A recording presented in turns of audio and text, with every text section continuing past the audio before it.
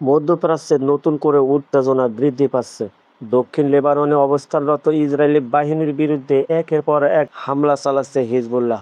বিভিন্ন সূত্রের তথ্য অনুযায়ী সর্বশেষ হামলায় অন্তত 4 জন ইসরায়েলি সেনা আহত হয়েছেন। প্রতিবেদনগুলো বলছে হিজবুল্লাহ এখন ফাইবার অপটিক নিয়ন্ত্রিত গাইডেড ড্রোন ব্যবহার করছে।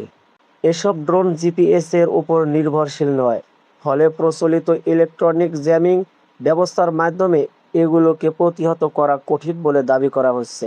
খবরে বলা হয়েছে, গতরাতের মধ্যরাতের পর থেকে হিজবুল্লাহ 1 ডজনেরও বেশি ড্রোন ও সমন্বিত হামলা চালিয়েছে।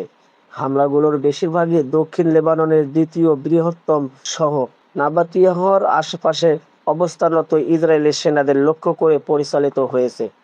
এছাড়া দক্ষিণাঞ্চলে আরও গভীরে হাদিদ এলাকার কাছেও ইসরায়েলি বাহিনীর উপর হামলার দাবি করেছে হিজবুল্লাহ। এর ফলে সীমান্তবর্তী অঞ্চলের নিরাপত্তা পরিস্থিতি আরও জটিল হয়ে উঠেছে।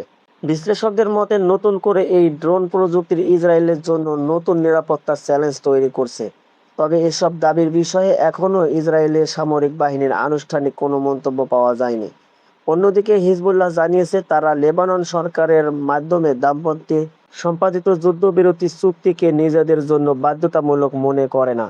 সংগঠনটির দাবি, ইসরায়েলে হামলা অব্যাহত থাকলে তাদের সামরিক অভিযানও চলতে থাকবে।